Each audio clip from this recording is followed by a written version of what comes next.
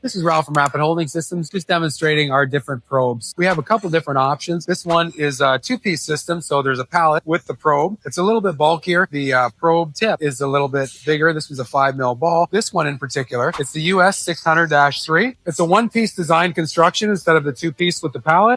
It's a little bit slimmer, and the needle's a little bit longer. In this particular instance, to get down the face of this part, we're going to use this one as the needle's a little bit longer and the ball is actually a 3mm tip. We're going to put this one in here. We have to probe this little boss feature down the side of this slide. This is for an injection mold. So we're going to use this probe as it's a little bit slimmer and a little bit easier to get in place. It connects with a 3R chuck.